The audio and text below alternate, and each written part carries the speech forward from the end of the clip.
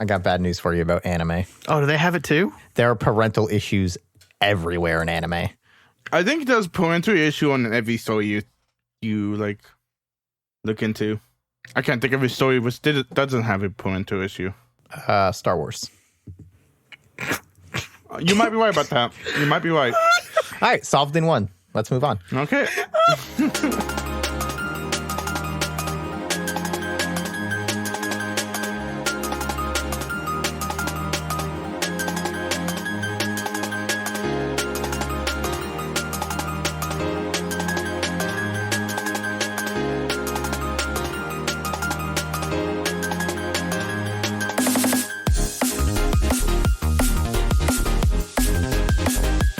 Hello, and welcome back to My First Anime Steins Gate, episodes 9 through 12. I'm Chris Bailey. Salvador, also known as Monkey. And I'm Anthony Bott. Those introductions were slower than I would have liked. Slower. What do you Jesus want from Christ. us, dude? We're Come on, speedrunning dude. this shit. Listen, I'm just Yeah, I know, saying we really. have a very important episode that we need to discuss. Dude, there's nothing happened between any of these episodes. Nothing important happened at all. Yeah.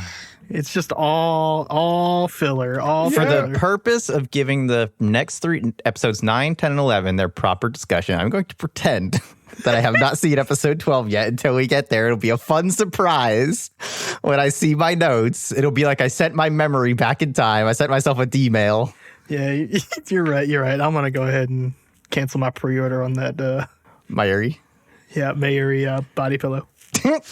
Okay, episode 9, Chaos Theory Homeostatus. Are we not going to have our anime minute that we usually have before? Oh, shit. Yeah, sure. I haven't started any anime yet. I'm still trucking along on Trails of Cold Steel. I have thoughts on that, but I should be finished with it by next week, and I'll do a minute-long dump on it then.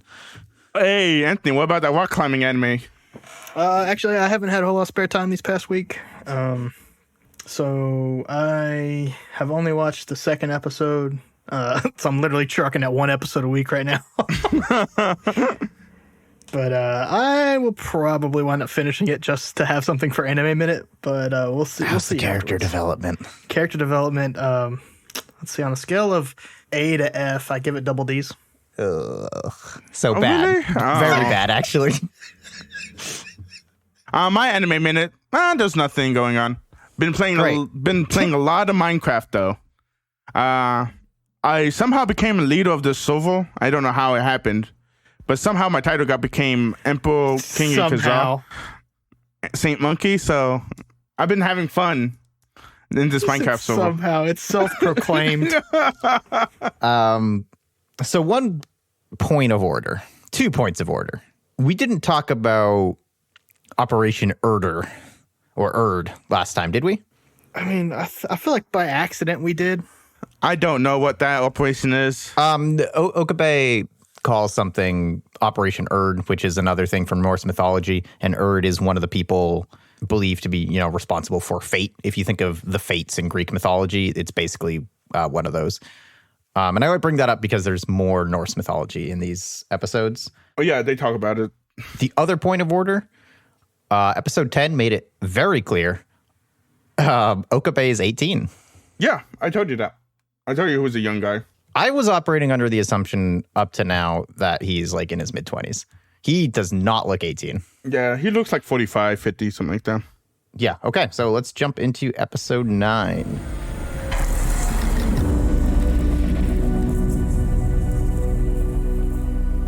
It opens. Daru and Okabe are discussing their experiments at the cat diner. May Queen and Ferris decides that, she's going to inquire about these things.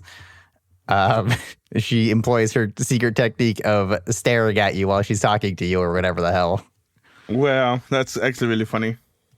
And yeah, like, she's only in one episode this week, which is super disappointing because there is 100% something up with her, right? I don't think so. I think it was kind of answered this episode. Yeah, I think it was answered this episode too. I think there's more going on with her. She just has a look of someone who's into some shit. I think you're also very biased. Why? I don't know. I feel like you like cat girls. I've never liked the cat girl character. Well, bad news for you. Daru ends up spilling all the information on the time machine. Yeah. He immediately gives up everything.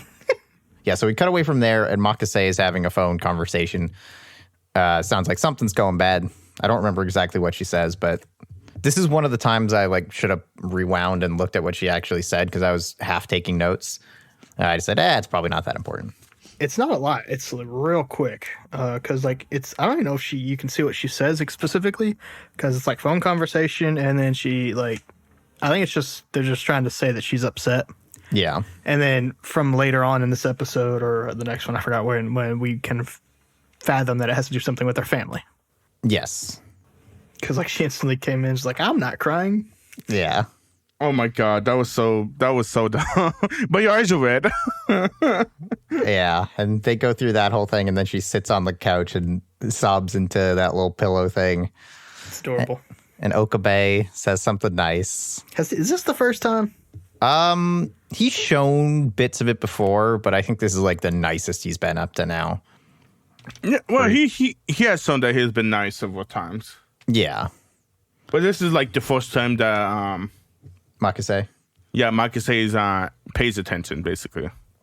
Yeah, he says basically, you're part of my life now, and I consider you I don't remember if this is the scene, but I distinctly caught the word Nakama in one scene when he was talking to her, which, if you know anime, Nakama is the catch-all term for super best friend teammate people. Yep. But yeah, he basically says hey, we're friends now. And that cheers her up a little. And then he does his fucking mad scientist thing. He's like, I got her. She fell for it. Now I can use her for experiments. Oh, wow. Ferris and Mayuri are discussing the time machine. And Mayuri says that she doesn't want Okabe really doing that stuff because it feels like he's starting to leave her. So then we got the round table. Yeah, they're at the round table, and Mayuri brings lunch and apparently had school.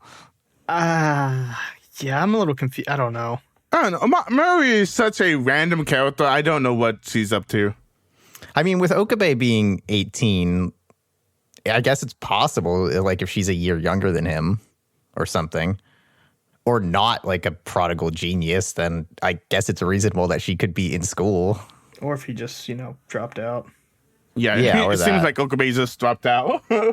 Yeah, I don't know. I just called that out because I'm again, at this point, I was still thinking they were a little older, which, if she's just still in school or not, I guess it doesn't matter. But I thought of it as is this going to be some time shit where she's in school for some reason now?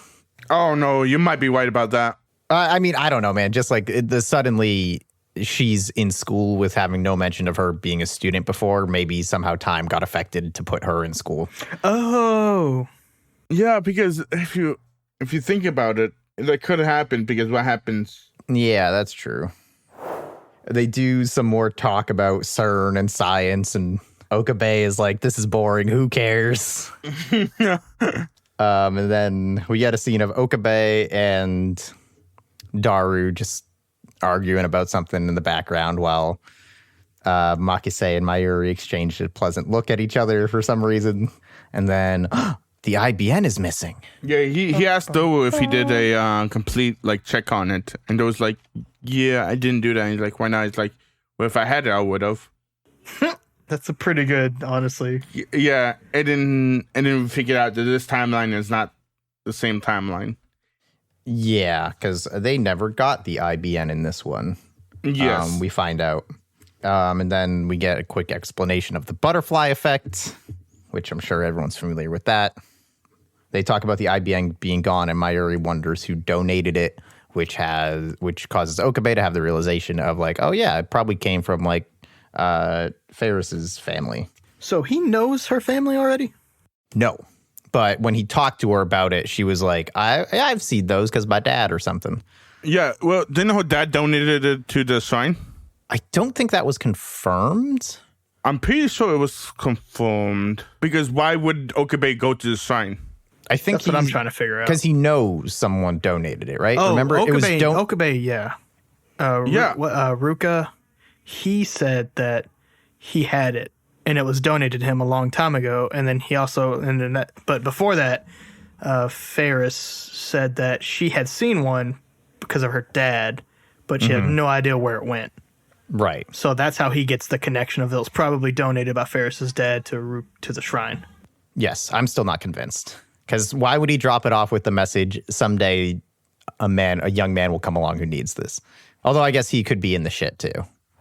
Okay, then we cut over to Ferris, who is met by one of her other coworkers, who's like, here's a questionnaire for 10 questions you have to answer. And one of them's, if you could change anything in the past, what would it be?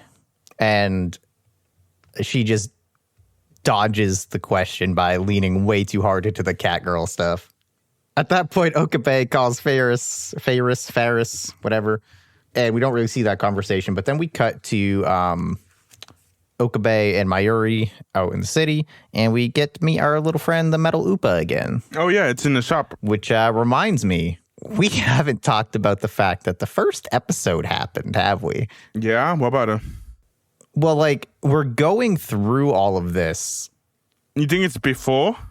I mean, it's weird because the show, I think intentionally, seems to have forgotten the events of the first episode. And this is kind of a way of, like, showing the Metal Upa is kind of a way of reminding the audience, like, hey, don't forget, like...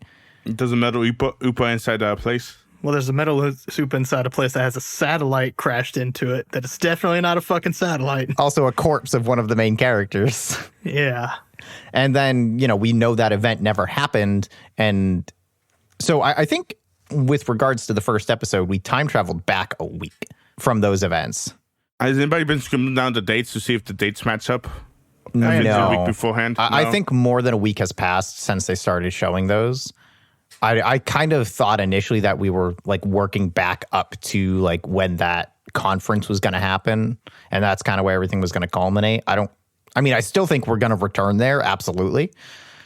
But I don't think it's going to be that simple and just like it's all taking place in a week or whatever. Yeah. But yeah, I just want to remember the first episode because shit goes down in the first episode that no one seems to talk about. And by no one, I mean Okabe. He also doesn't seem concerned that happened, and now he's having his mind blown that he remembers other stuff. Oh, no, you're right. It is really strange because he was so, like, creeped out that Makase was stabbed or whatever it is. And it's several episodes afterwards, and he's not freaking out, but, like, someone else is, like, dead. I don't even know who's dead, or I don't know that person. But, like, he's freaking the fuck out. So it's really weird that he's, like, not freaking out about Makase's death as much anymore. You know what I'm saying? It was only like 2 episodes. But I'm saying he's not a smart man, so he probably doesn't understand that he probably went back in time and killed her. They're going to go to Ferris's house, is why they're in the city. Mayuri runs off, and we hear a voice talk about the IBN. We see Moeka off in the crowd, and Okabe takes off after her until he finally finds her in an alley. Just collapsed. Yeah. Yeah, I hate. Why is she collapsed? Like, you guys think we're gonna know the reason, or she just collapsed because? Well, I think she's like in a state of defeat at that point because when Okabe finds her, she says FB said it was there. Like she looks dazed and out of it. Like, okay, she was told by whoever FB is, like her boss or someone she trusts or whatever, something was supposed to be somewhere and it wasn't. And now she's like, what the fuck do I do? What is going on? Because she basically just gets up and walks away after Okabe finds her. Okay. And Mayuri meets back up with Okabe, and we have the revelation that, oh shit, everyone knows who Moeka is again. They had forgotten previously after Moeka sent her text. But then Ruka sent theirs, and we know who Moeka is again. Okay, time for me to bring out my yarn. Okay, so before Moeka, Shining Finger, which is a G Gundam reference, if you guys don't know, she sent a text, and then she basically made it well. People do not know her from the lab members. Correct. Okay, so that happened. Then Ruka comes in, and then she did the prego text to her mom, so her mom would eat more vegetables, so she'd be a girl. Even though we don't know if that happens or not, because there was another one that happens after this. So we don't even know if Rukia's text people went through. What do you mean? There's not another one that happens. Yes, there is. No, they do Ruka's and then the episode ends. Yeah, but after Ruka's text, we don't know if she's a boy or a girl. Right, sure. We don't know that until after Mayuri does her text. Then we figure out that she's a girl this time. You mean Ferris? Oh, Ferris? Okay. Oh, Mayuri is this childhood friend. Sorry, I got names wrong. But yeah, and then we figure out that she's a girl. So we don't know if the page actually went through or not. Sure. I mean, currently, I don't think that has any relevance. It could later, but... Yeah. So I'm just saying, though, it's weird that Okabe basically jumped in line where no one knows that Maruka is a person. He jumps to that line, and then he jumps to another line with Ruka's text, right? Yeah. He jumps to another line where everybody knows. Mm-hmm. And then he's about to jump to another line when I guess everybody knows everybody now.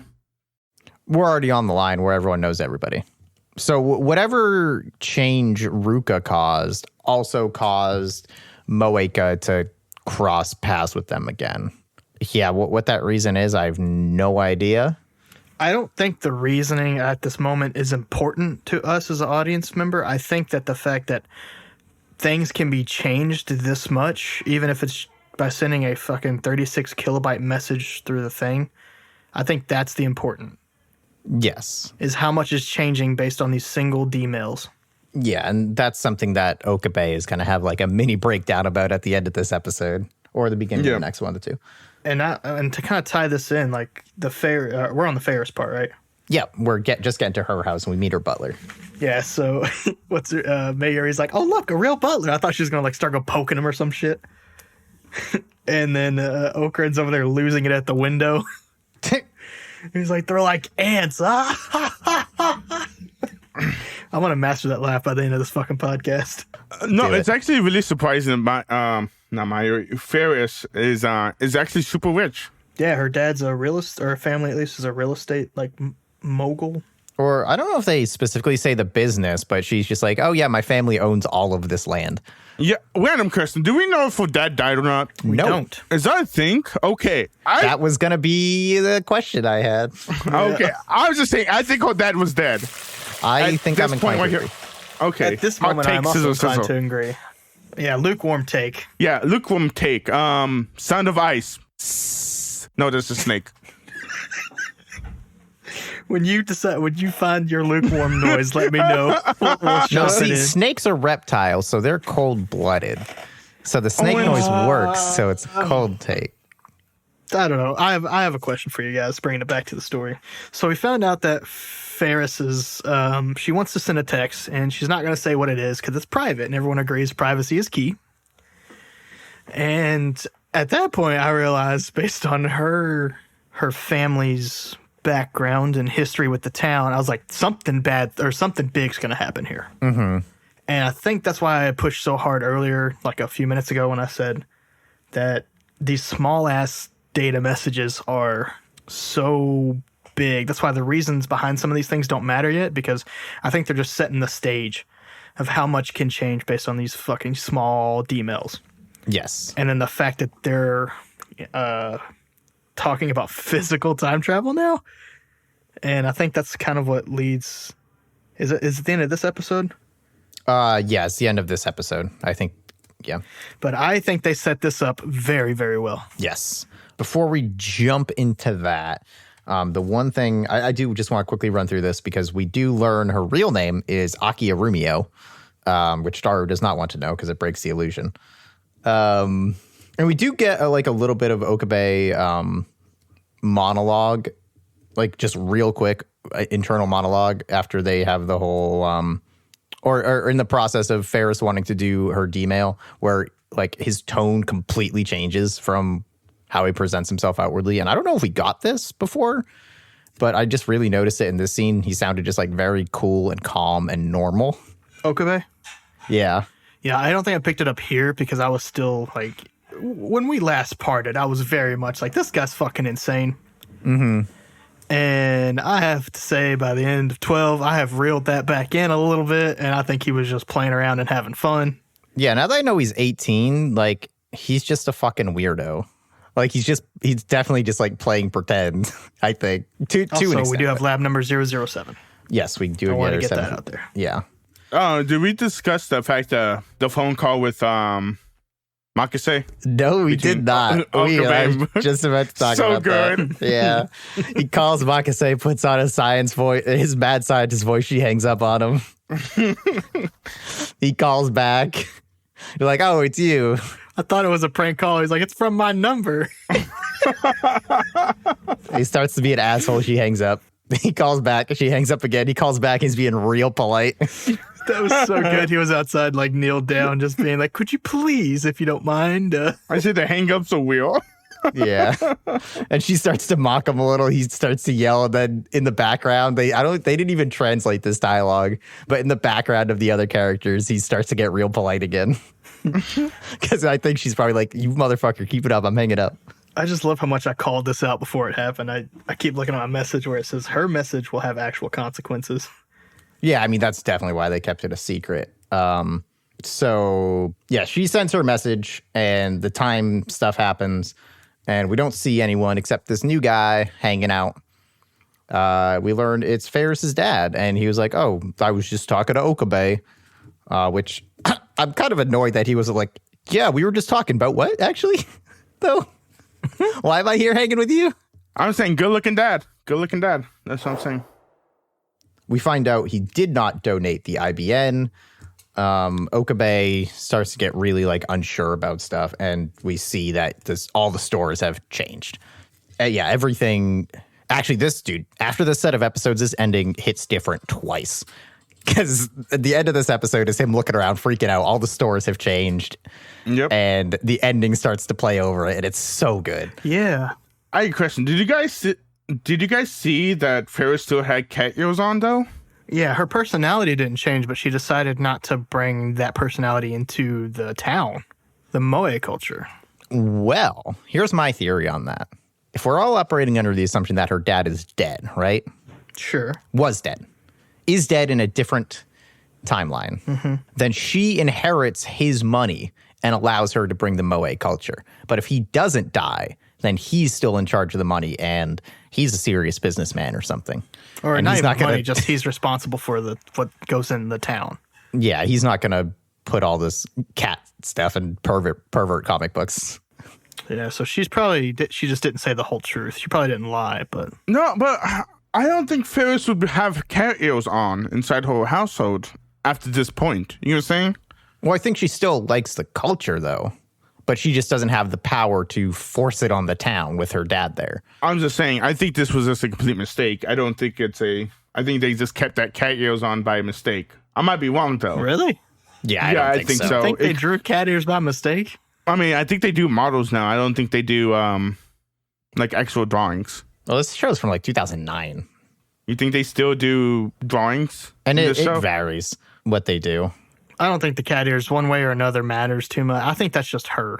I think this is a completely different Ferris than the one we know of.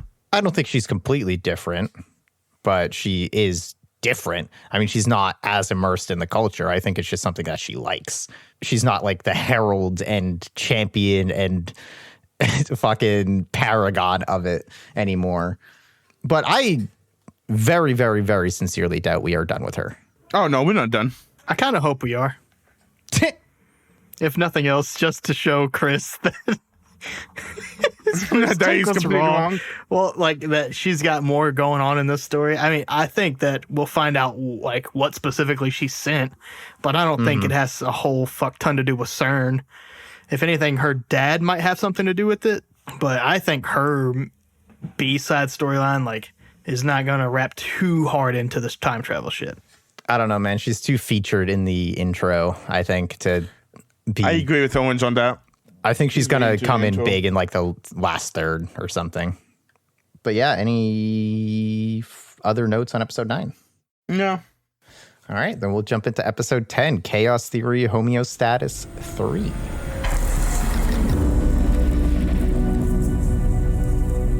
All the Moe is God. That's my first This is note. so sad. So sad. This beautiful city got ripped off. Bring back the moe. I need to buy my doujinshis close to home. We've explained doujinshis to Anthony, right? No. I think we did. But doujinshis are fan fiction for perverts. No, you're actually completely wrong about that. That's what I know doujinshis as. Yeah, that's how I know it as too, but that's not what they are actually. No, actually, it's funny. From the podcast I listen to, you guys know where it is. But they're actually, doujin actually means fan made. But I guess the hentai comics, whatever it is, actually just took over the name. So it's just drawn fan fiction. It's anything fan made. Oh, okay. Yeah. So like those, like Etsy's is actually like a doujin shop, if you get what I'm saying. Yeah. Because fans make it. But the fact that doujinshi is such a popular thing, hentai comics is People like me just took it over. Yeah, it's just they just took over the name. Well, whenever I hear, I'm going to assume it's a book for perverts. It is interesting to know the true meaning of it. But Mayuri is definitely buying porn books. Okay, so let's talk about our doujin theories, our fan theories. Okay, fuck you guys. I'm done. I'm done. I'm done, you guys. I'm fucking done. Okay. I'm gonna extend that silence for like a minute. Okay. Try and dust ourselves off after that one. God damn it. It's a good joke. Amane is staring at the satellite. Get a quick shot of that. Okabe is talking to Daru, wondering how they met Feiris because the cat cafe never opened. This whole potato ramen thing. I did not know potatoes could go into ramen. You can put anything in ramen, bro. I kind of like how Daru explained that one too, because he was kind of like, it's a crazy story. We were like doing potato ramen, and it's really not a crazy story, but I like that they put that touch in there.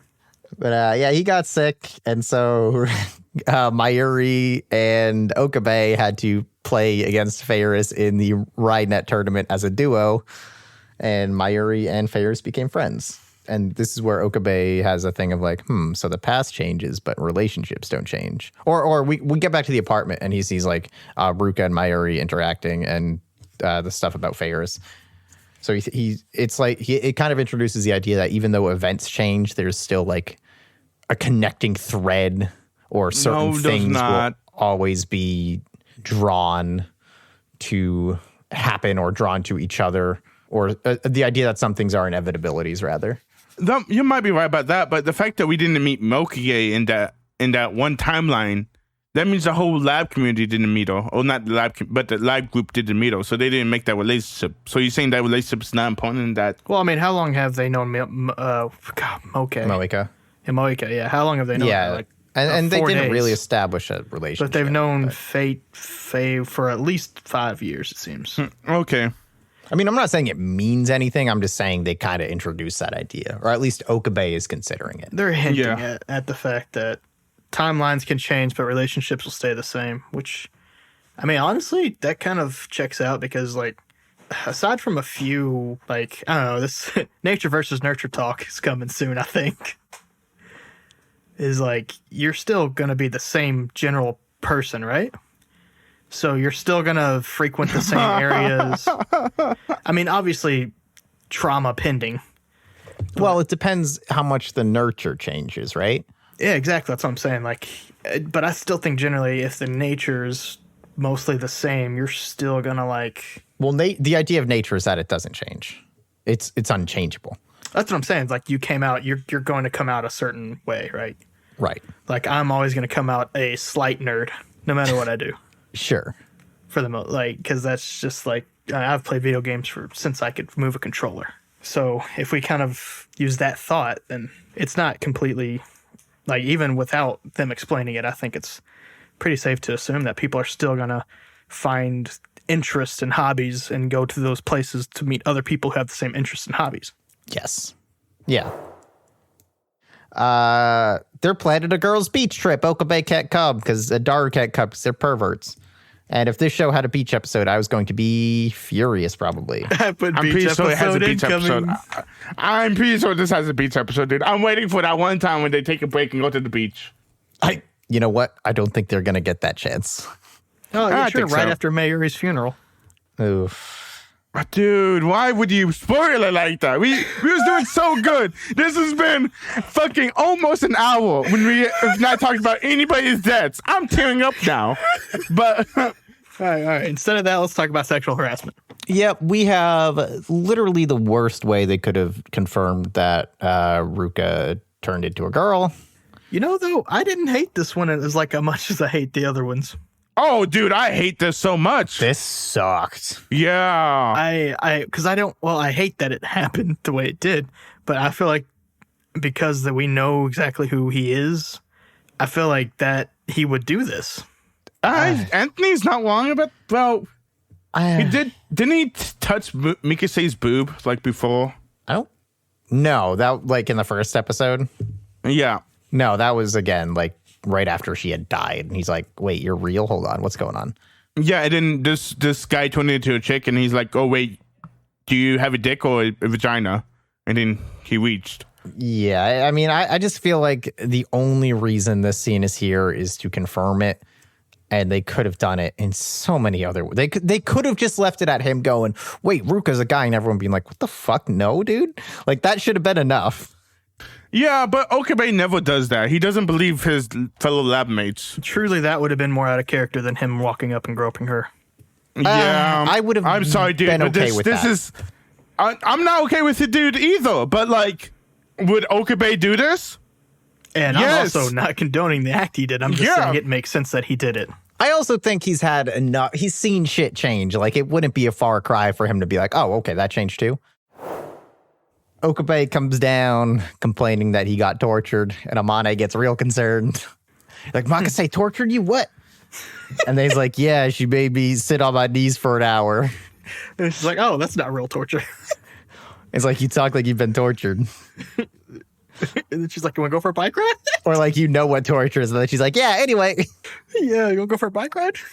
Have you guys ever, what's it called? Have you guys ever heard of this before? Like, being on your knees as torture?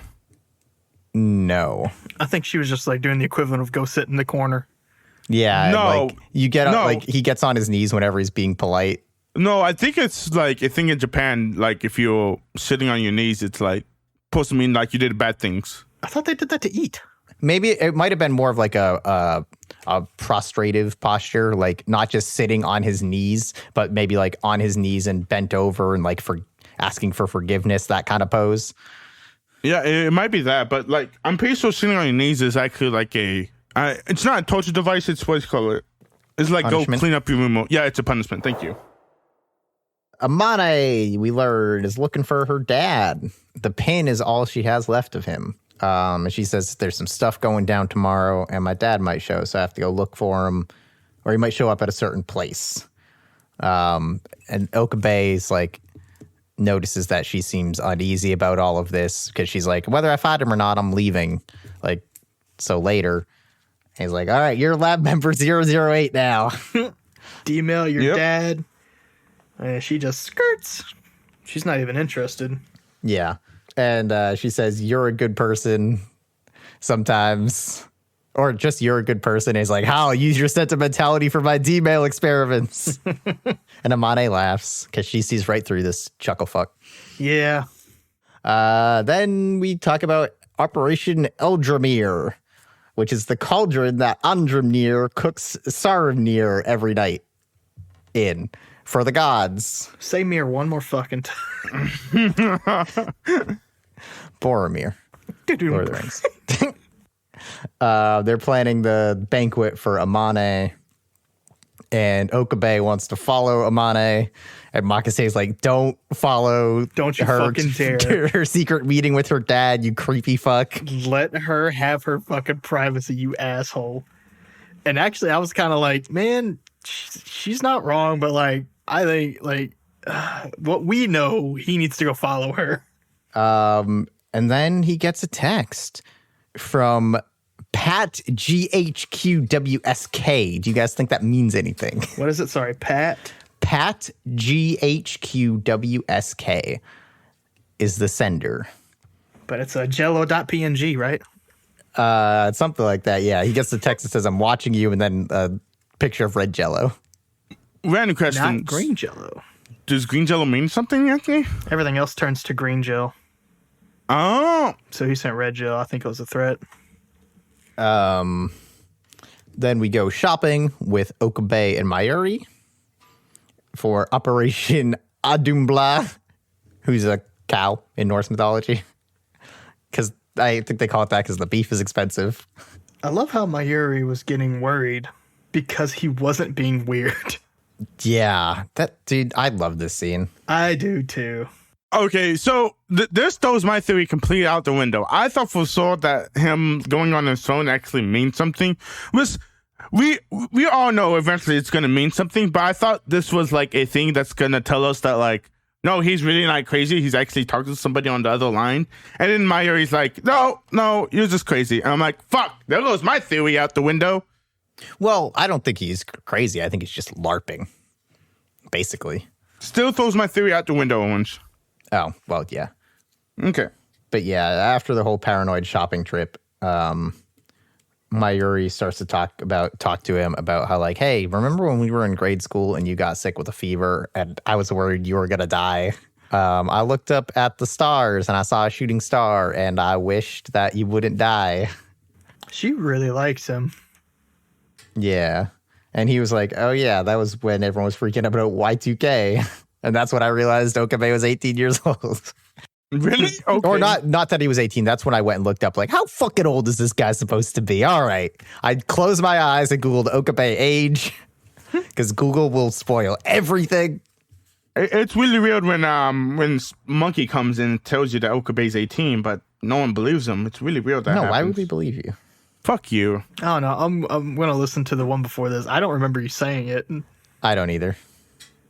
But if you snuck it in while we were like laughing or something like that, I could see it. But actually, right before they have this conversation, they look up to the sky and Mayuri's like, oh, the first star. And Okabe says that it's a Venus. Do you guys think Venus has any relevance? I don't think so.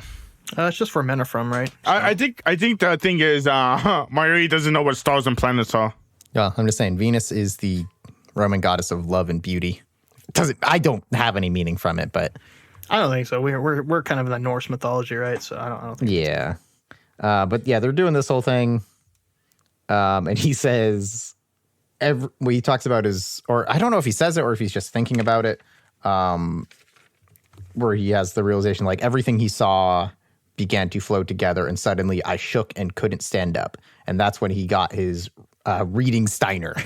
Yep, which means reading cup. And this is what we're led to believe. I'm not 100% sold yet. Yeah. But I mean, I think at the very least some time stuff happened when he got sick. And because I think we're led to believe that that's when he got it, but I think that that's when the first world split happened. Do you think whenever he gets a fever, that means the time is like a thing? So when he got it when he was a little kid, it was him sending something in the back, like in the... My take is that this is not like I'm just guessing here. It's a hot take. Sizzle. God damn it. He's already had it ever at birth, and that was like the first one, and he didn't know how to feel about it at the time, so he like went into fever mode. And I think that there was a world split there, and I think the audience was led for that scene to. At least, I think they were hinting that that's when he got it, but I think he's had it since birth.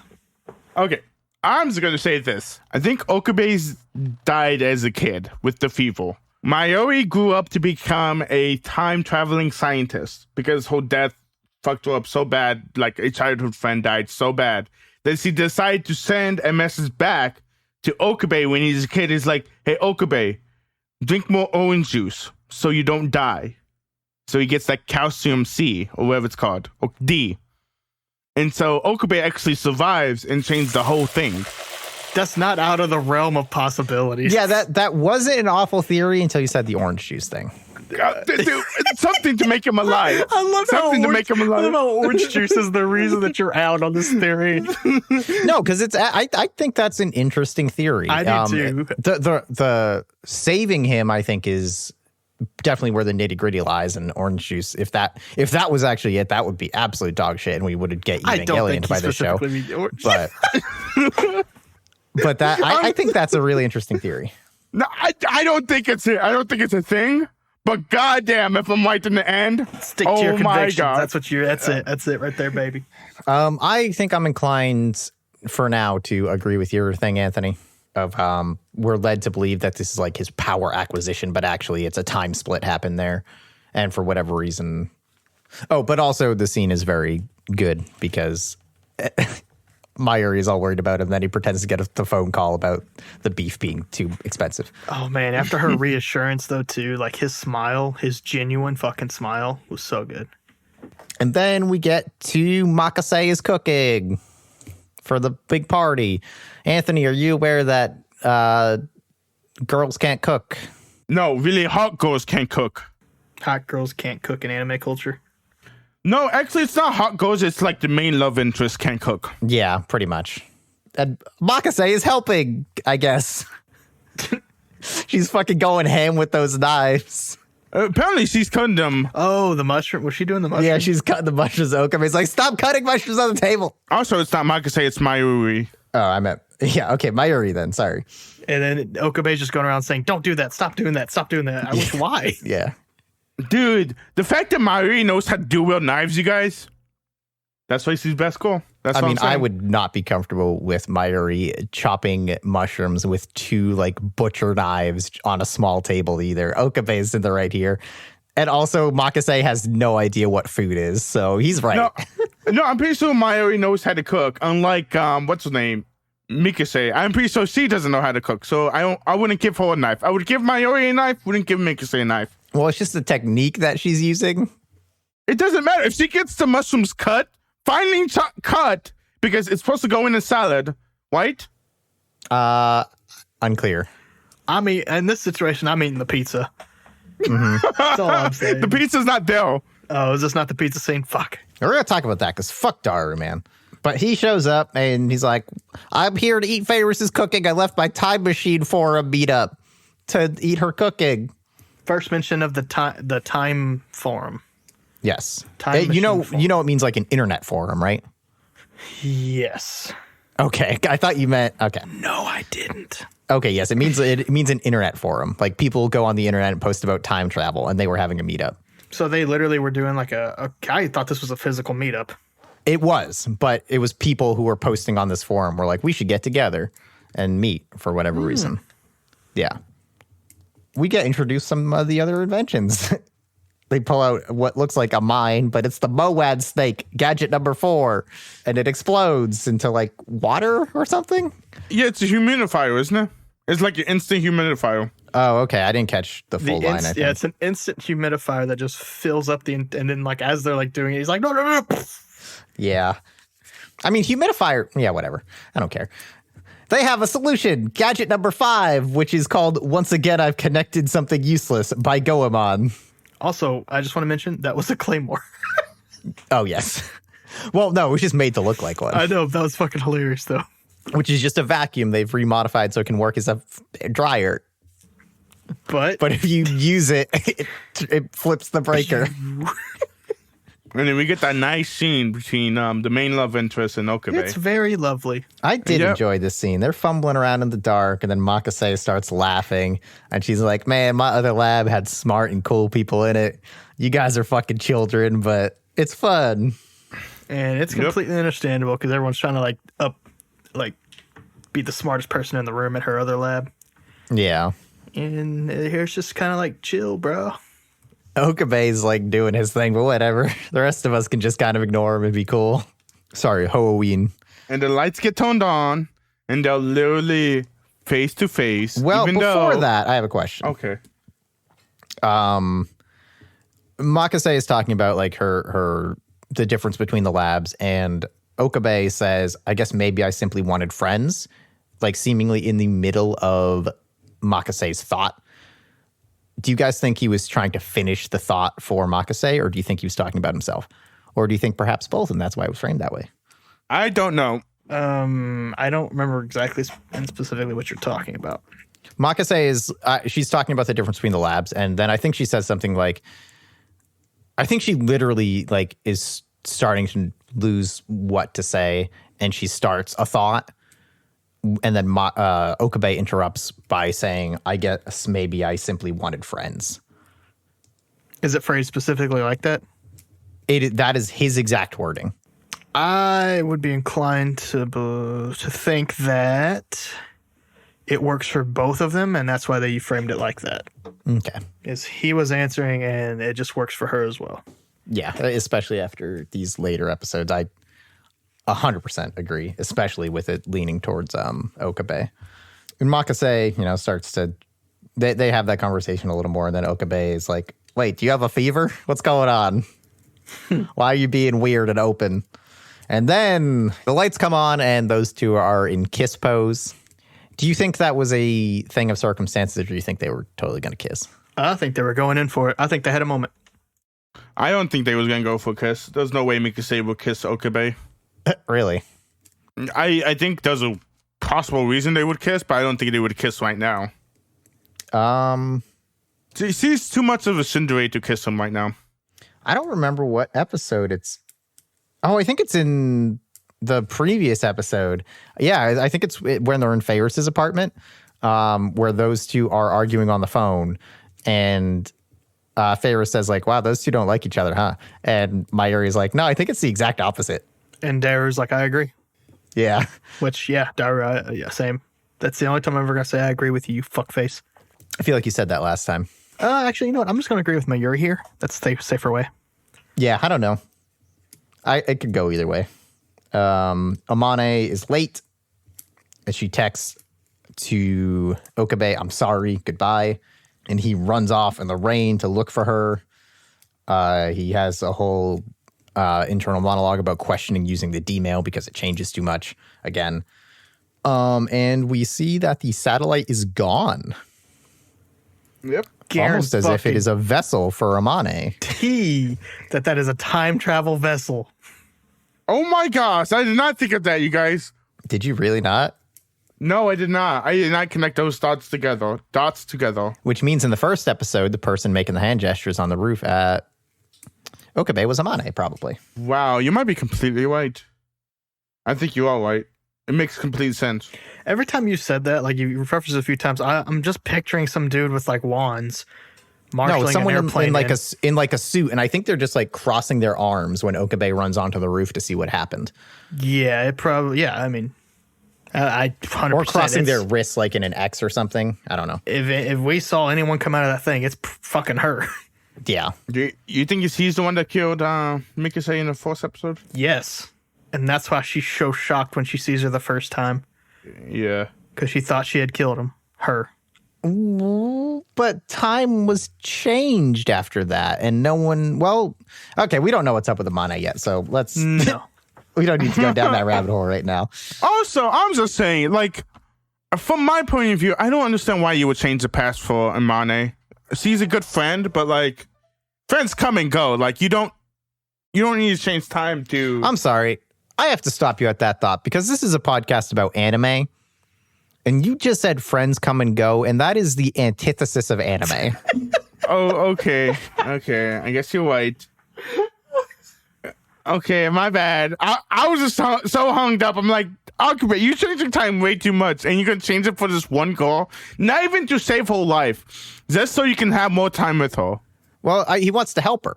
Yeah, he said that he wanted to help her search for her father. And she called him a good person. And to be fair, next episode we found out that she kind of agrees with it. Right before, actually, it's going to be a fleeting thought right before everything pops off, but we'll get there. He sends the D-mail to himself to follow her, ignore his assistant's threats. He wakes up and Amane is hanging out. The experiment never happened. They go out and she talks about the time machine forum meeting, which her dad is at. And apparently he goes by Barrel Tidor? Yeah, she said he goes by John Tider, but his name is Barrel Tider. That's his actual name. Oh, okay. And she's trying to find him. Yeah. And she talks about the lab and how, like, it's real fun being with you guys. It's the only place I ever, like, feel like I fit in, except for when fucking Makise's there. And then, whoosh, a butterfly. She says, I guess I'll keep searching. And that is the end of episode 10. Any final thoughts, episode 10? So, yeah, she's a time traveler. Yes. Yes, he is. I'm pretty sure we all guessed it in the first episode that Amane was a time Because traveler. we're all geniuses, honestly. I probably said it first, though, and you guys just bandwagoned. I mean, you'll be able to find out, but I'm pretty sure that's true. I have one question for you guys. You have 5 seconds to respond. Uh-oh. It's too much pressure. Favorite girl, go. Woof. Makase still. It's Mayuri. Mine's part-time warrior. No. We know what happens to your favorite girl in the next scene. Oh, yeah, I swapped over. I mean, it's still pretty close. I'd still would take Moeka. Woof. We're not going to talk about fucking Moeka for a while. Catsuit does it for me. So question. Do you guys think Norse mythology is going to end up being relevant, like from a symbolic perspective or something? Yeah. I don't know nothing about time in Norse mythology. There's no point I don't think there's any reason to put it in like they've done so much already if it doesn't have any type of, they're not going to make it have a point. Do you have any ideas, or do you think it's just going to be like they reference it as pure symbolism, or do you think, I don't know how to phrase this question. Do you think it's going to be more in depth than him just like giving cheeky names to his operations? Yeah, I think it's going to be very symbolic and like some deeper stuff, but unfortunately, I don't know enough about more Norse mythology to like be like, oh, that one. So I'm kind of counting on you to keep us up on that one. My Norse isn't great. The only thing I could think of is Odin and how he, at some point, he trades his eye to get to know the future, basically. And obviously, Ragnarok and shit still happens. It's already more than me. I mean, do you think Okabe is going to lose an eye? I mean, I don't know, but that was the only like actual time and future stuff that I could think of from Norse mythology that I know. So I was leaning towards the idea that maybe like even if he knows what's going to happen, he can't change it, or he helps it play out for some reason or whatever. I don't know.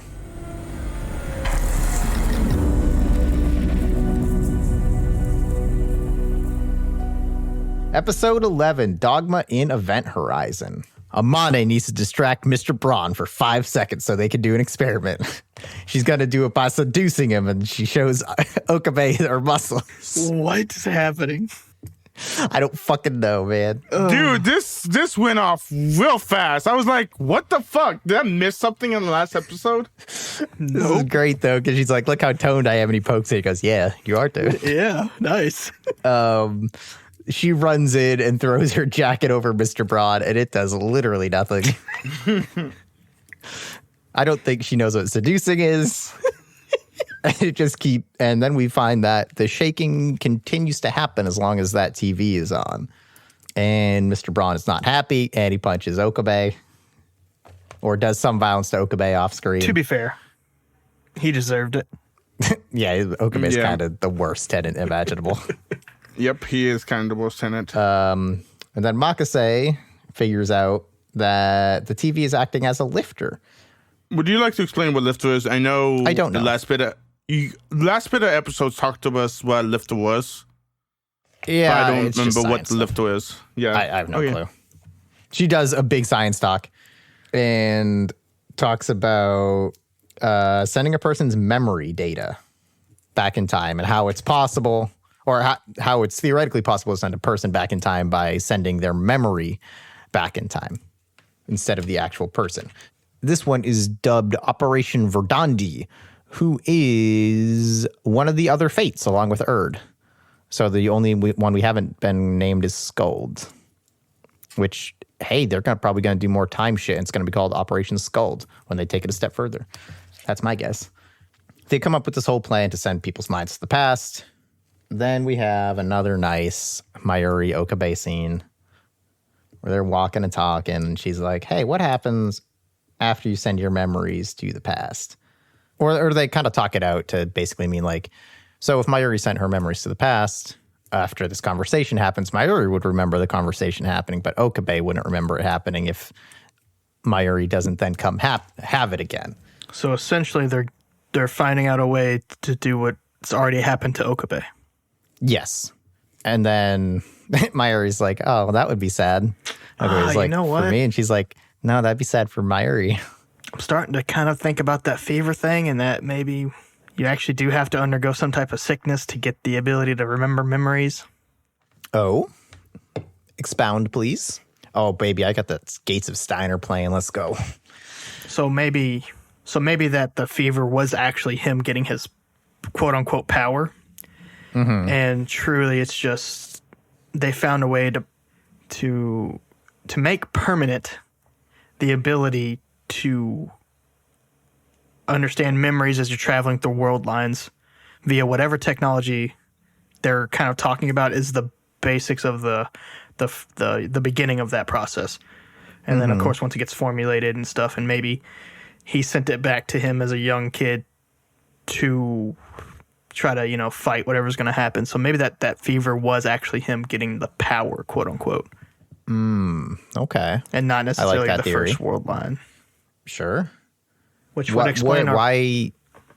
Sorry. I was going to say, that would also explain our previous. We had that kind of debate about is this actually a power? Is it like a God's gift thing? Was he born with it? Was it made? Was it like he ate the right orange? What? Comedy comes in threes, folks. When were the first two? So what about this scene made you think of that? Or is it unrelated? Because they're going through the science, right? She's talking about how the memories like pulse, right? And so if these people can make and figure out a way to send the person's memories back, which is clearly something that he has, then the next step would be to, okay, well, how do we make that something that could happen through all world lines? Right? If you're just following a science progression on how to make people better or whatever, or enhance them, that's like one of the next steps in the future is that specific thing. So if that happened to him as a 5-year-old, then obviously some real shit's about to go down. So he's trying to prevent that as he can. So he just sends it to whenever he can, which, he's at a 5-year-old or whatever. So now every time the world splits, he knows it. And unfortunately, that also creates a lot of chaos because he has to figure out what happens between the world splits. So you think Okabe injected himself with the power as a child? Or someone injected Okabe. Well, okay, then answer that question. Do you think it was Okabe or do you think it was a third party? Do you think he gave it to himself, like you said, to try and prevent something or change something? Or do you think for some reason, probably nefarious, other people decided maybe he was like an actual candidate? I think someone else decided that he should be the Messiah. Okay. I think Tider may have given it to him. Interesting. Okay. But I definitely think he's like the pawn in this, scenario. Yeah. But you don't think he's his own pawn? I don't really think so in this instance. Okay. Any thoughts on the idea that when at the end of this conversation where Mayuri says, "Oh, that's sad that I would remember and you wouldn't." Oh, I just agree with her. Okay. Like that's a really good statement. Just period. Yeah. I got a question. So we know that this is based on Norse mythology or something like they're bringing Norse mythology. Now, whenever they go to different worlds, are those called world lines? Yes. Okay, so this time thing and I guess the tree that Norse mythology is based on. Drasil. Yeah, I think the world means, tree. Yeah, the world tree. I think this is a thing of them comparing those things. Okay. Yeah, that's a good connection. Oh, they find Moeka in the crowd. And Mayuri spills the beans about time leaps. Because no one in this fucking lab knows how to have a secret conversation. Seriously, they're just like, hey guys, guess what? We built a time machine. And she does not look happy about it. No, she literally just says memories and stares into Okabe's face before leaving them. Yeah, hopefully nothing bad happens from this. Yeah, Moeka's probably on the level. And surely Daru's an excellent hacker and leaves no trace. Yeah, surely they're not all the stupidest fucking people imaginable. Yeah. I don't see how any of this could turn bad. Then they run into Nai and Amane because Nai wants to talk to Okabe. She apologizes for her dad, Mr. Braun, beating up Okabe in the morning. And just to humanize Okabe even more, he says... It's fine. It's fine. I deserved it. Yeah. Which the better part for me here was Amane's like, that's not the Okabe I know. Yeah, they are making me hard turn. Oh, wait, you got a theory? Hold on. Yeah, she says, oh, that's not the Okabe I know, because she knows literally a different Okabe. You think this is a different Okabe? Amane is from a different time with a different Okabe, obviously. So Amane literally knows a different Okabe. One who would not show this humility in front of a child after getting beat up by her dad. That's a good phrasing of the word if it comes out to be true. I think Owens is onto something. I mean, we already know Amane's a time traveler, and I don't think it's a whole lot like a huge speculative jump that she knows old Okabe. Yeah, I mean, she knows a different Makase, so it stands to reason. Yeah. But then we go back to the lab, right? No, well, there was a what's it called? Fucking Amane shows up with her just I guess what is the thing? A beano? No, that's not right. Nope, that's definitely not right. No, it's like what is the thing called? White thingy undershirt with an undershirt on. Oh, yeah, her, yeah. Yeah, and Uncle Bay's like, yeah, you're not what's it called? Really showing people that, aren't you? No, she's like, oh, Mr. Broad told me to keep dressed like this, which I don't think I care for that. And at this point, Amane warns Okabe that Makase is working for CERN. Yeah, she's a CERN spy. Yeah. He goes back to the lab. She's seemingly in some kind of chat room, and he starts a meme, which I don't know what it is in the Japanese, but in the English, they translate it to all your base or belong to us. Remember that meme, guys? Yeah, it's back, what was it, 1999 again? Yeah, 2009. Oh, okay, close enough. So he comes up behind her, and I think basically how it would play out is he would say all your base, and then she just absentmindedly goes, "Our belong to us." And she's like, wait. I'm not a two-chan. She's a fucking nerd. Yep. That was a good thing. And then he's like, whatever. She can't even keep the fact that she's like a weird pervert nerd a secret. She can't be a spy. We do get a shot of the whiteboard, which has really fun emoticons on it. Oh, I didn't even see it. I think I was writing down all your base belong to us. It's real good. They talk a bit about Makase being a spy. What? Does he not address it here? He says Makase can't be a spy because he's really bad about holding those fears. Yeah, but doesn't he say it out loud to the point where Makase addresses it and she's like, what? I'm not a spy. What the hell? Yeah. Which we know that she is a spy. I'm pretty sure she turns into a spy later on. I mean, we're pretty much explicitly told that. But time stories, stuff will change, I'm sure. I kind of hope. I think this is one continuous loop. I just think they keep going loop-de-loop on this week. Well, we'd have to check the timing. Like I said, I think we've already broken out of that week. But yeah, Makase is also having doubts. And she's like, can we continue this conversation somewhere where I can't see your face? So they go and hang out.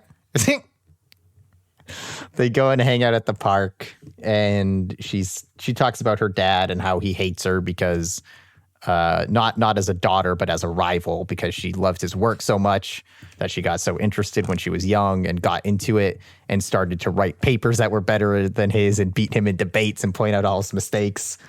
So if you weren't sure that she's American, now it's guaranteed because she's a woman with daddy issues in America. I got bad news for you about anime. Oh, do they have it too? There are parental issues everywhere in anime. I think there's parental issue on every story you like look into. I can't think of a story which doesn't have a parental issue. Star Wars. You might be right about that. You might be right. All right, solved in one. Let's move on. Okay. So I didn't write any more. I considered writing a lot about what she was saying, but I just let the conversation play out, and I literally just wrote, fuck her dad, dude. This guy sucks. Yeah, that's what I was thinking too. Like he basically installed his knowledge to his daughter, and his daughter was able to take it and carry it really far. And he's just mad the fact that she became smarter than him. Yeah. Which would naturally happen because she has a younger mind, so she's able to think better than he would. Well, it's just so dumb. You should be proud of your daughter. It's not that hard. Yeah, Listen, like fathers, just say I love you. It's easy. But I'm smart. You're my daughter. How did you pity me? How dare you? But I Shut up, really dude. want to focus on. I think this is where it clicked for me about Okabe.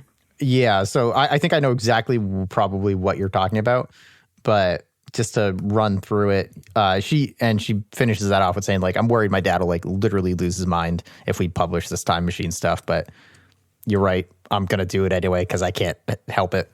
I can't not experiment. Yeah. Then Okabe launches into his theatrics.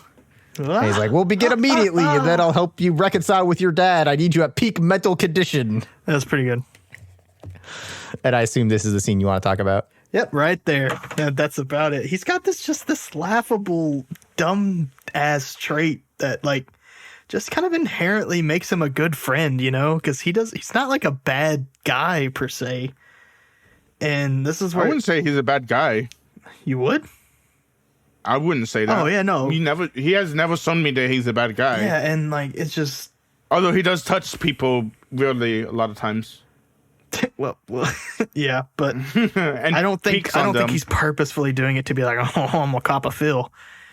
Yeah, he's just a completely socially Inept. unaware 18-year-old. Just yeah, exactly. He's just socially Which, inept. again, does not make his actions okay, And he just to be clear. he's like the vibe that you get from him after this scene. For me, this is what changed my perspective of him just being this moron, or not moron, this just insane guy, having all these people being a around him. lovable This guy. is where it clicked that, yeah, he on the outside he is doing this like thing, but truly on the inside, because he doesn't want it. He doesn't want to lose the friends that he just made. Mm-hmm. And which we'll find out soon. Yeah, I mean, I can't words today, boys. No, you've been doing really well tonight.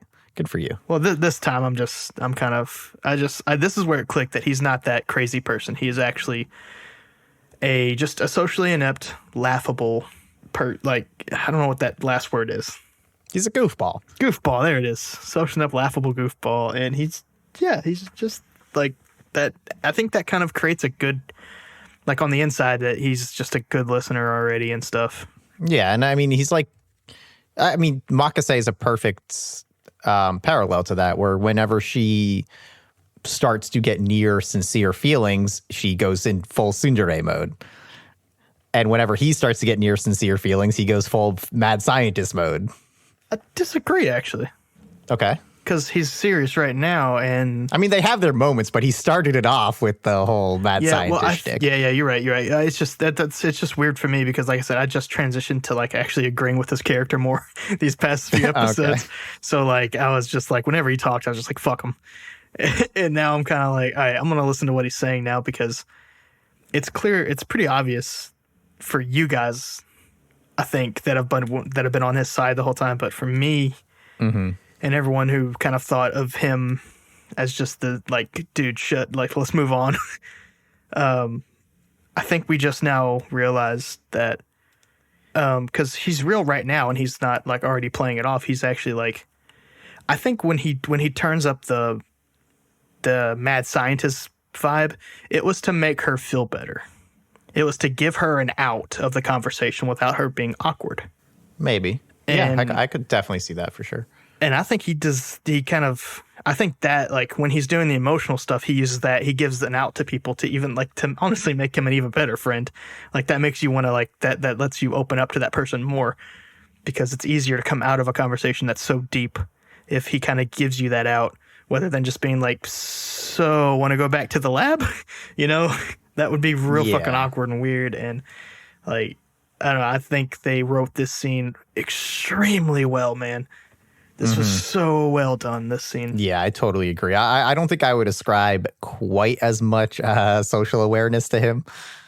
I think what you're saying is definitely partially there. I think some of it is just like, A, that's his own defense mechanism, and B, that's just what he does. He's just like, yeah, it may not be he's him just being fucking, emotionally. he's just fucking around, right? Yeah. And like that's how he knows to interact and connect with people. And I think as you're seeing through it, Makase is starting to see through that too. And like before, she was like, dude, you're fucking stop with the Halloween stuff. But in this scene, I think she, even when he goes on his big mad scientist speech, like she gets it. She knows what he's doing, if that makes sense. You finished off my thought Okay. about, yeah, it's not him actually being socially aware of what he's doing. It's just that's just who he is. Yeah. He says he's going to win over her dad with his superior social skills. Yeah, To people which joke. Makase is like, come on, man. Yeah. What a cut, too. Well, she says, you're a good guy sometimes. And then we cut. And what a good cut, too. See how I did that? Mayuri is carrying bags and she does a distressed Daru, which is kind of weird. I thought she was greeting somebody, but nope, she's just having trouble carrying those bags. We see Okabe has eaten Makase's pudding because he's like, it said Makase pudding. That's just a brand. She's like, no, that's my name, you dumbass. Maybe if we would have put Christina.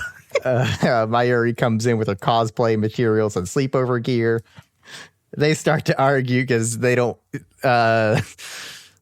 Makise doesn't want Okabe to stay around if they're going to have a fun sleepover time. He's like, this is my lab. How can I just cut? He lives though, doesn't he? I think so. Okay. Yeah, but it was just, how can I just, and then he's just walking. Yeah. He got kicked out of his own lab. He got sent shopping. Mane and Mayuri go to take a bath before Okabe gets back. And Makase's like, Hoi, like let's take a bath before he comes back. Yeah. Is that normal for a Japanese woman to do? I think so. I think so. I mean, yeah. I mean, like group bathhouses are a thing. Oh my god, we are true. going to a bathhouse, you guys, and it's gonna be so much fun. So yeah, I think group bathing is definitely a thing. Okay. Yeah. So he gets the text that says "you know too much" and then a picture of a bloody doll head. He calls Mayuri, gets no answer. Okay, is that bloody doll head supposed to be something or what? Because I'm so fucking confused. I see this I didn't bloody get doll that head, and I just don't know what this is supposed to fucking mean. I have no clue. Okay, because Okabe freaks the fuck out. Yeah, I was going to ask you guys, did you guys see anything that would lead them to think that Mayuri was in trouble? I mean, maybe just like the head with blood on it. The only thing I could think of is if that was like somehow related to her cosplay stuff. Yeah, I was thinking the same thing, but I was like, I never seen this thing at all. And the thing is, what we know is the fucking phone is not with anybody, so whenever he goes and calls them, he can't reach them because they're taking a bath. Yeah.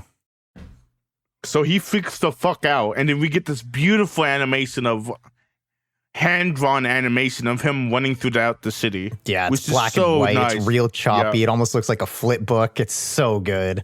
Yeah, it kind of bugged me though because this animation was so good, but like nothing happens. You know what I'm saying? Yeah.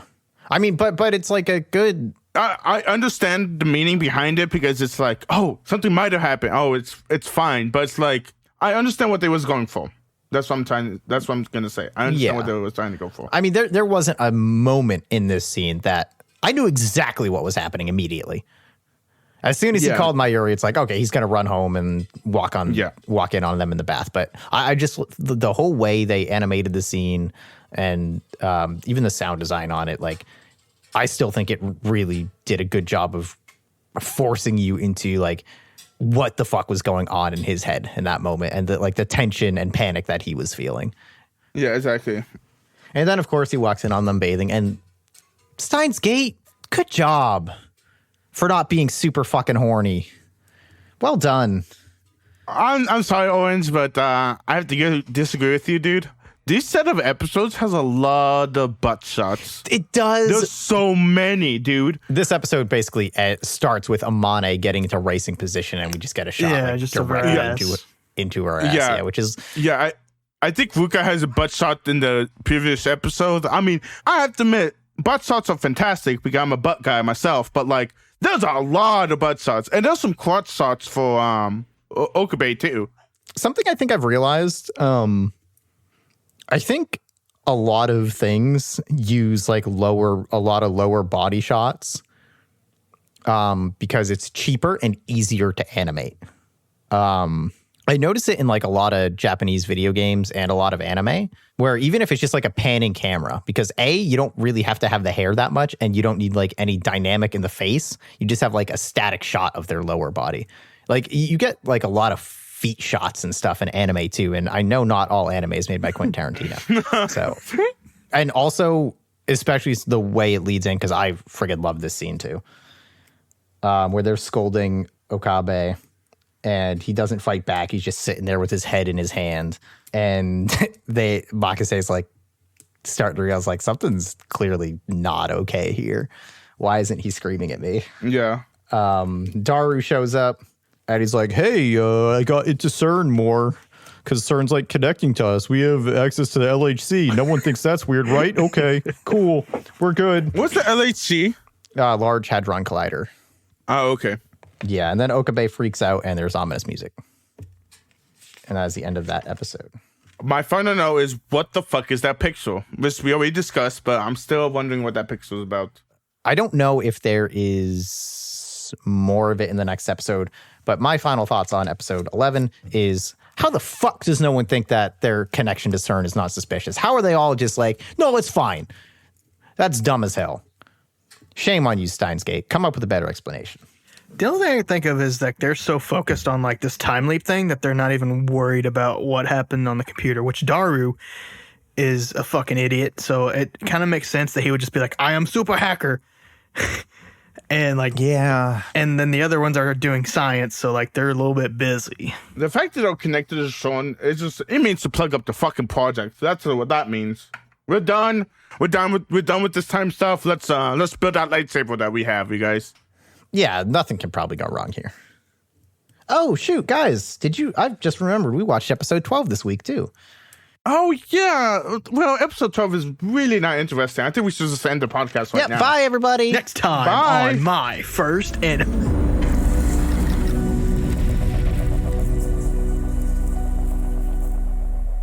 All right, let's get into episode 12. Dogma in Ergosphere. I'm just going to go ahead and say at the top, hands down my favorite episode of the series so far. Fucking love this episode, like top to bottom. Holy shit, it's so good. I can tell that by your silence that you agree with me. I'm worried about one thing and one thing only. How do they play Moeka's character from here on? Maybe we'll talk about that. I bet we fucking better. We open on Earth 70 million years ago. It's all ashy and deserty, but it's Okabe and like a shadow Mayuri. Mayuri says, and hey, maybe this plays into your theory, Monkey. Mayuri says that she has looked out for Okabe over many world lines. They are both many of the Okabes and Mayuris, or they're the original. They're going to die here. It could be any of them. It could be the original. But either way, their wills will carry on. Any thoughts on this scene? I was just confused throughout the entire scene, so no thoughts. I can't wait to rewatch this after the series has ended. Yeah, dude. I mean, I don't really have any thoughts on this scene, but God, it's good. We come back to quote unquote present day. Okabe is on the roof, and Mayuri is sent to bring him inside. And this is where I wrote the date. It is August 13th because they lingered on that for a while. Like they fucking wanted us to know it is August 13th. It is August 13th and it is 1 o'clock. Yeah. We get a shot of an hourglass that is ticking down, running out. Makase wants to cosplay secretly because Mayuri is working on her cosplay. And she's like, you should wear it, Makase. And she's like, cosplay, huh? And she's like, wait, no. I don't want to cosplay. Yes, she does. But we don't have time for that because the time leap machine is done using the Large Hadron Collider that they've connected to, not mysteriously at all. Makase explains a bunch of science shit again. And she says that they can only send thoughts back 48 hours at a time. But they're going to have to experiment on somebody. Mayuri wants to use bananas. But as has been Bananas explained have to no her, memories? bananas do not have memories. I want to change that.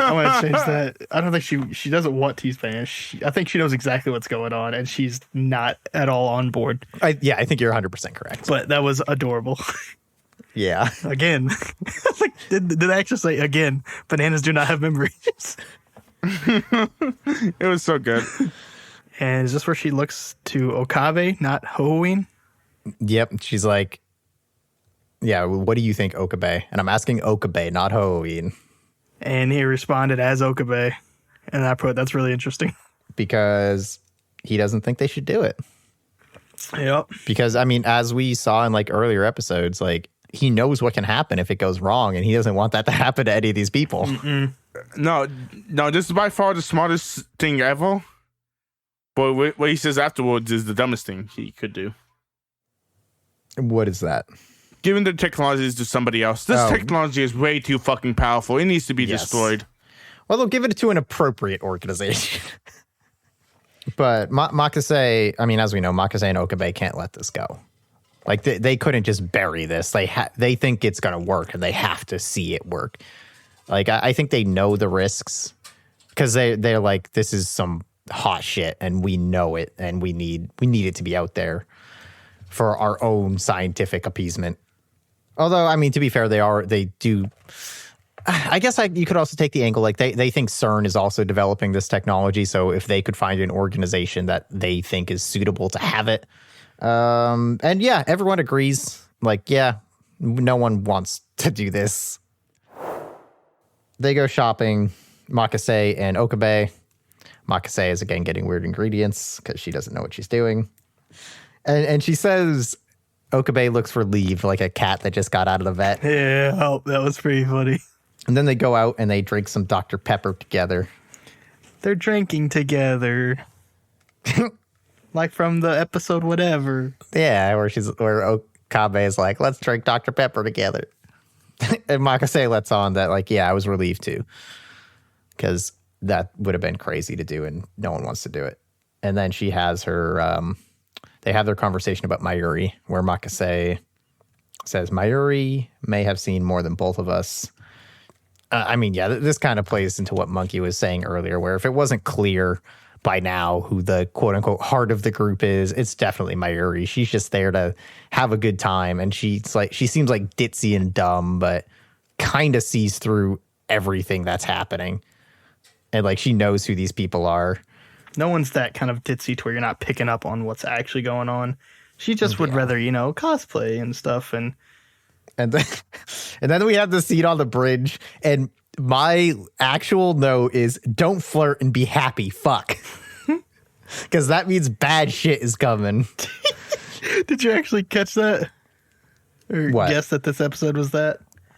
Oh, dude, 100%. Like, they're like, oh, we're going to sell off our technology and things going to be cool. Like, they're having all this good talk my about God, Mayuri. They have that really nice scene on the bridge where they're just like complimenting each other and straight flirting. And Okabe walks over and does his fever thing again. And then they fall back into their typical bickering. But like, God damn it, dude. That bridge scene is like, this episode doesn't end well. Yep. Does not do good. Yeah. Any additions to the bridge scene? It's a very nice scene. Honestly, I was kind of tapped out on notes. I was really liking this episode. Yeah, as much as I want to do that, I can't. I know. I started just watching, man. I became an audience member again. It felt so good. Okay, we get away from the bridge, which again, I feel like, God, I don't want to understate that scene. I feel like we're not giving it enough time. But yeah, it's wonderful. the problem, like, it's just another really well done scene because, like, it's like the third one that they've had together in the past 3 episodes, or at least 2 episodes. And Yeah. I mean, to be fair, we already kind of touched on what this scene's kind of doing. It's just doing it in a tonal difference. Like, they're kind of doing the more. This is the more flirty. Yeah. It's just another way of doing kind of the same scene, which still, it's so good. I mean, anyway, and we can touch on all the points again, but you know. No, I didn't write the specifics because as much as I enjoyed it, again, there was that ominous cloud that I could not get out from above me. And it is fulfilled immediately because we get back to the apartment and Daru has ordered 3 of the same pizza. What the hell? Who does that? Man? That is the most selfish, asinine act of humanity I have ever seen. Okay, random question. Yeah. When you guys order pizza for like a group of people, one of those pizzas has to be a pepperoni, right? Probably. About 90%. Yeah, one of them. Yeah, because like as a pizza getter, pepperoni is one of those pizzas. This is the classic. So Daru not ordering pepperoni pizza for the fucking group. He's a fucking insane person. But we all agree with that. Let's get on with this fucking story. Yeah, Mayuri brings Amane to the lab, and we actually get Amane confronting Makase. Makase is like, I'm not a spy for CERN. What are you talking about? And she's like, not yet, but you will be. It's a prophecy. And they have their whole thing, and Okabe tries to defuse it. It does not work at all. I'm a lab member. Isn't that what they say? They repeat the same statement. Yeah, I think so. Yeah, he is not diffusing the situation at fucking all. No, it is. He makes it worse. Yeah, this is so good. I think someone says, yeah, you're making it worse, dude. You should just butt But out you know of who it. can fix it? Mayuri. Mayuri. doesn't like He's a fighting. fantastic girl. God damn. How great is this character? Yeah, Mayuri doesn't like fighting. Everyone gets sad because no one wants to make Mayuri sad. Yep. So we cut to Amane versus Okabe and Rainet for cake, For cake. for the last slice of cake. One of my favorite quotes in the whole movie or the whole series is right here. Do it. What is it? It's a little bit down the line, but he says, "This is the last dessert of your life." Oh, yeah, after that. Oh, whole it's thing. so funny. Yeah, Amane is losing, and then Makase helps her by basically saying, "Oh, those ones over there are the things you want," because his personality means that's probably true. And it ends Yeah. up working. Sure. It's just to show that Amane is not actually that smart. I'm just saying, like, Well, she doesn't know Okabe that well. you might be right about that. Yeah, maybe that too. She doesn't even know what corn is. I don't expect her to know what Rainet is. I mean, she is from the future where corn is gone and fireworks are bombs. love- We can all agree with My that. notes go from the last dessert of your life, LOL, to, well, that fucking escalated quickly. Amane and Makase are doing dishes together, and Makase kind of reiterates the conversation she had with Okabe to Mayuri, where she basically opens up to her, is like, "Hey, you're real cool, and you seem like you got a better handle on that. everything than all of us." And we get a shot of the hourglass, which is no longer draining. And Mayuri goes on to the roof to get Okabe with the Sialoom Saber gadget number 6. And that is not a flashlight. Don't use it as a flashlight. But it's so bright. Dude, the shot of her walking up with like just the red light illuminating her face, I had to watch twice because the first time it caught me by surprise. It was like creepy as hell. Yeah, she's Darth Maul. No, she doesn't get cut in half yet. They just kind of hang out on the roof for a bit, and Mayuri talks about the lab and like, hey, it's got lots of members now. More than we did before, more specifically, more than you did before spring. Yeah, he looked really lonely in spring. Mm-hmm. And now he's like, And now that they have so many people, can they get more chairs and utensils? Because we have so many members. And he's like, yeah, once this sells, we can get chairs and utensils. I love that. Exactly. Yeah, we can get chairs So good. and utensils. We can get both, homie. Yeah. Mayuri starts to list through all the members they've recruited, and we get a quick shot of the shadow Mayuri from 70 million year ago Earth. And fuck, man. But nope. Mayuri's like, I'm no longer your hostage anymore. Oh, no, she says, it's now that there's all these people, it's okay if I'm not your hostage anymore. Yep. Someone's gonna die. Someone's gonna die. And then there's a real long pause where Okabe has the same thought process as us of like, God damn it, Mayuri, what are you doing? Yep. And it can't be me because I'm the main character. So I can't die. Ugh. So that leaves one person. Then we go back in and we learn the trains have been stopped because of a bomb threat. And that'll do We'll it for talk more this about- week. We'll see you next. Fuck you. They talk more about the direct connection to CERN. Amane freaks out and runs away. That's where she figured out that there's some shit going on. Yeah. I thought she looked out the window and that's what happened. She does look out the window, but like it's like, but right before that, they're literally saying like there's a direct connection to CERN, and she's like, what? And then she's like, you guys need to. Never mind. And then she just leaves. Yeah, leave them in the dust like that. Yeah, which I'm very curious to see why she did that. I am too. Yep.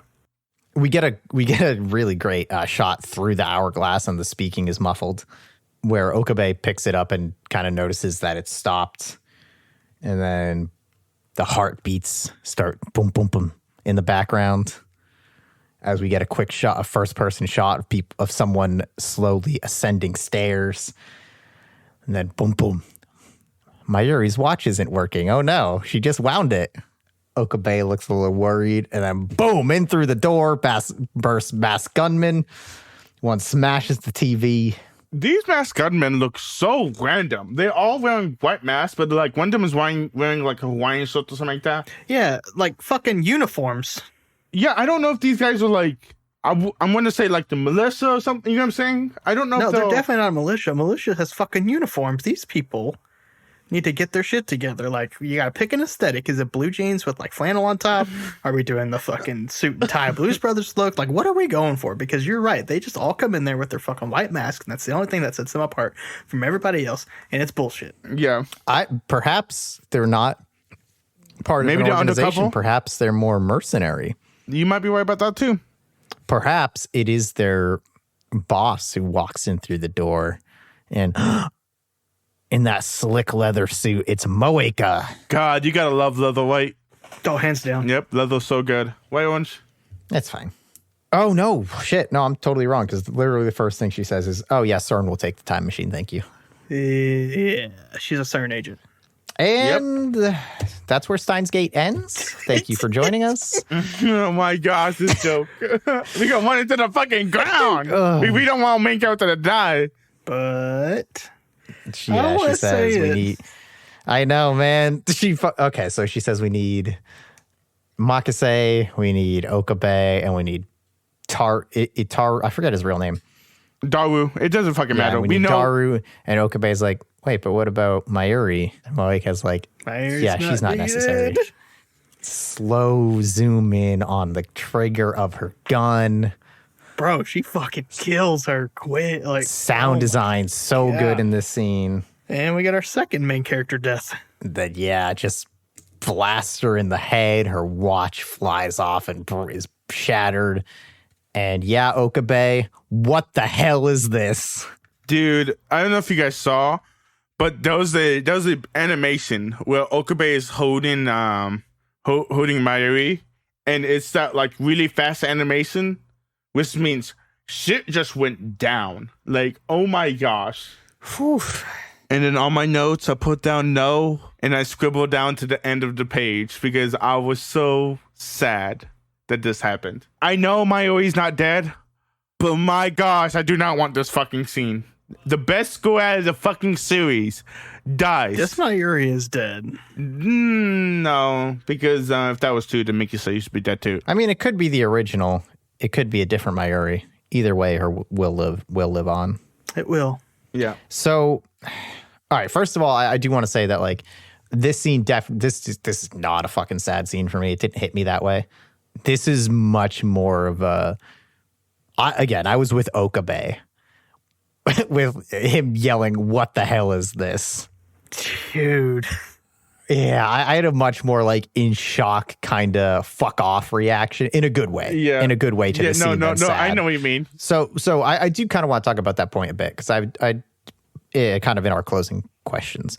But before we dive into that, any closing thoughts on episode 12 as a standalone? No. Why couldn't Makase die again? Fuck you. I like not Makase. The best girl, Mayuri. But why couldn't the Tsunade die? Can we not get that, please? Why do you have to kill best girl? That's all my closing thoughts for episode 12 is. Woof. Okay.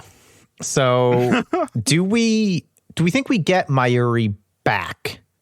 Like back, or do we think at this point she takes on like almost a I guess almost like a Obi-Wan style role where she's more in the background, more of a guiding force and not just like hanging out with them all the time. Oh, she coming back? Or do we think she's just straight dead? You think she's coming back? Yeah. Put me down for back. I think she's gonna be in the background, but not like.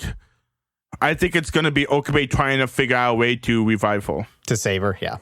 Yeah, to save her. I think, but that's what I mean by background. I don't think she's gonna join the group like anytime soon. If you get what I mean. Yeah, actually, I just thought.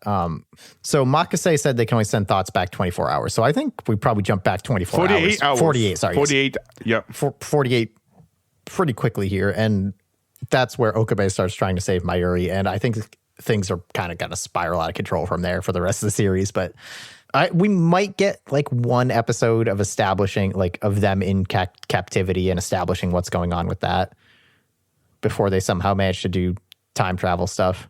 I don't think we get. I think all our fun slice of life Mayuri is done though. Like, I think shit's about to pop off nonstop. Moeka, do we think she's just a CERN agent, or do we think there's something else going on with her? I don't know what's happening because the first time she became, I guess, the member of the group, they did time travel in front of her, right?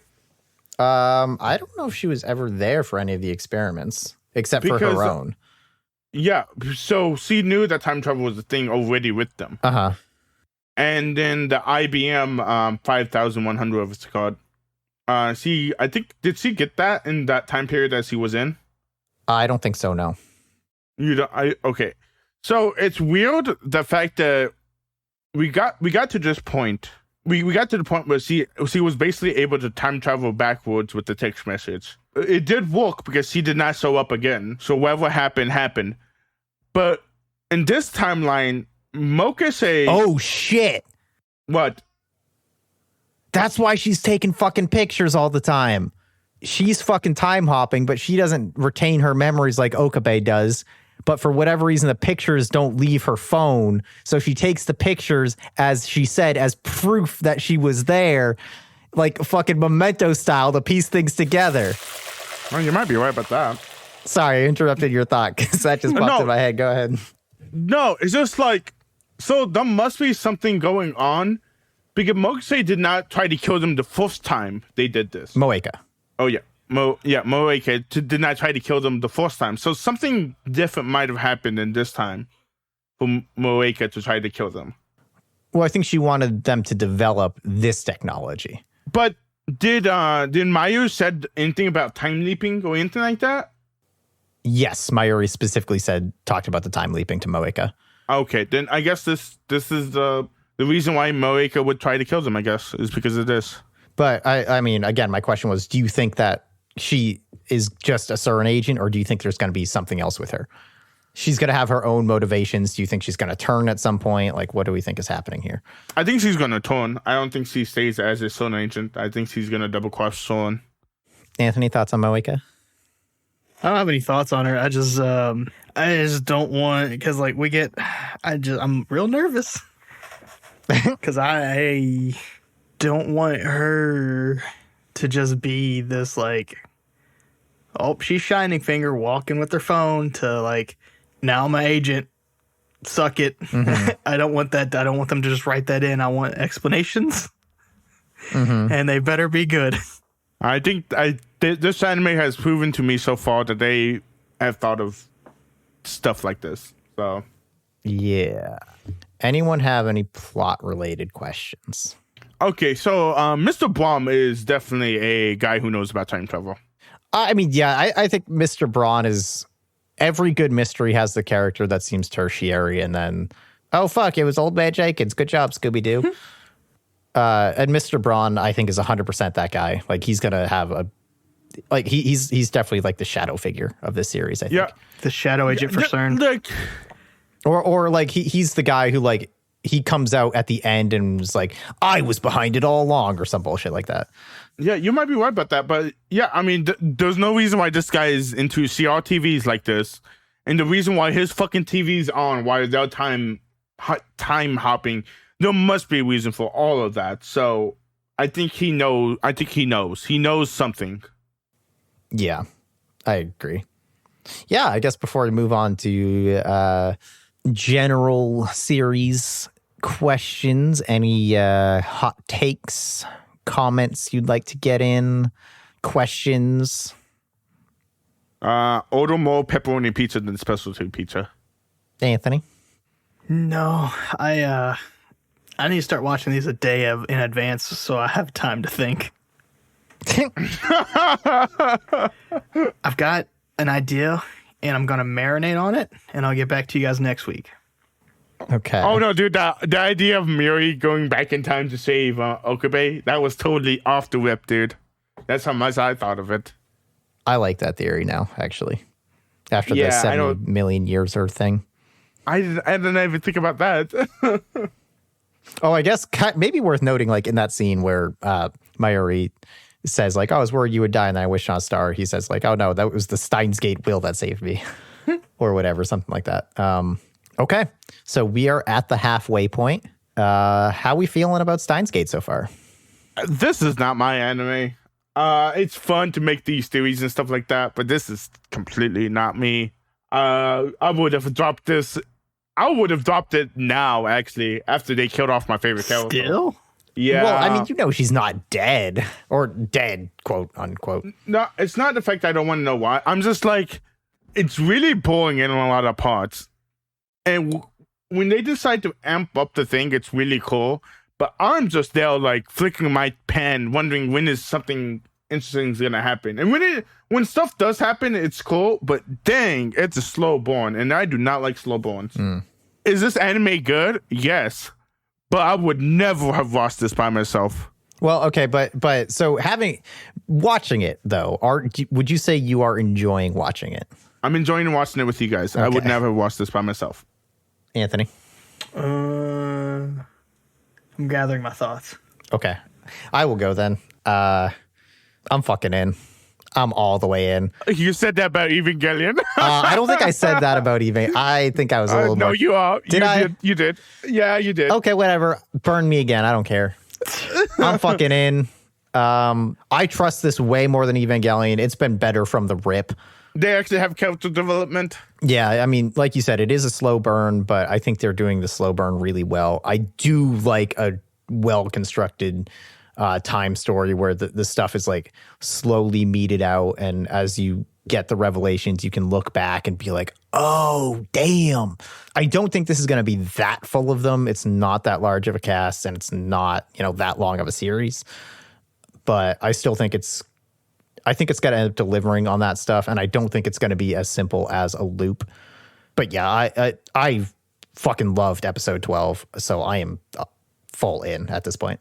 If it holds this quality or goes up and sticks to landing, in our podcast rankings, for me, it could potentially contest Perfect Blue. The number 2 spot? Uh-huh. Wow.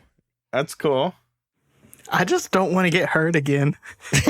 Oh my God. But I am in. I wouldn't put the fucking in front of it. I am in. Because I love that we ended on episode 12 on accident. Yeah. This one was a huge cliffhanger. Yeah. And so that's another thing I think if we had still ended on like 11 or something like that with all this character progression building and me just like, you know what, I do like Okabe, I still would be like, yeah, I'm in. But now I'm like, I'm in, but like if they fuck up Moeka, I'm real worried. But what you said was, it seems like they know what they're doing. And they're adapting from an extremely well-regarded, maybe the most well-regarded visual novel of all time. So they're working with good source material. Yeah. Well. So yeah, I'm in, and I think I would have watched this. Period. It's been on my list for a long time, but it was one of those ones I was scared of because I thought I would hate it. I mean, I already know the answer for Monkey, but favorite characters? Switching to Okabe. Hell yeah, man. I'm on board. Get on that Okabe I'm on train. the Okabe train. Give me a shovel, bro. Let me fucking shove some coal in there with you, bro. I'm on. I assume yours is Mayuri, Monkey. Yeah, Mayuri is still the best one out of the group. Caesar's so delightful. New question. Who's your favorite living character? Tudunk. Well, Owens can't say Makase now. Nope, she's alive. I mean, I'm trying to think of my second favorite character. Okabe is actually, these last 4 episodes were so good for him. Yeah. Everybody else is for me. I mean, they all have the woes, but I really don't not care for them. Yeah, I don't know if I've got more questions. This is much more serialized, so it's not like a favorite episode kind of thing. Any other questions from anybody? No. I'm tapped out, bro. Yeah, I think I'm done. Next time on My First Anime, will Monkey find his new best girl? You guys, this anime sucks. Mari was best girl. Will Anthony perfect his Okabe laugh? Wait, no, hold on. Fuck! Will Owens finally confessed that Ferris Nyan is not a character in Steins Gate.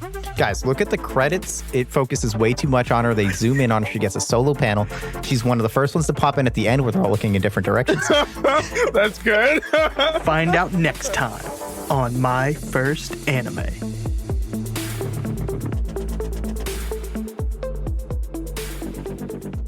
Thanks again for listening to My First Anime. If you enjoy the show, tell your friends and leave a review. It really helps.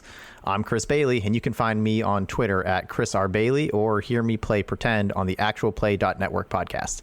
And finally, thanks to Slink for the use of 12-speed as our intro and Winnie the Moog for the use of Speed Energy as our outro. You can come to my stream, ST Monkey at Twitch, where the O is a 0 in Monkey, so make sure you guys remember that. I play single-player games and multiplayer games, well, sometimes multiplayer games, Tuesdays and Fridays afternoons. You can also follow my Twitter at ST Monkey, also O is a 0, and my Instagram. My Instagram is mostly containing dog photos of my dog. He's a poodle. And Shih Tzu. You can reach out and contact us on Twitter at MyFirstAnime or email at myfirstaнимepodcast@gmail.com. And if you feel so inclined, my personal Twitter and Instagram are both Sir Paperplate, where you will find only pictures of my cat. And once again, thanks for listening to My First Anime.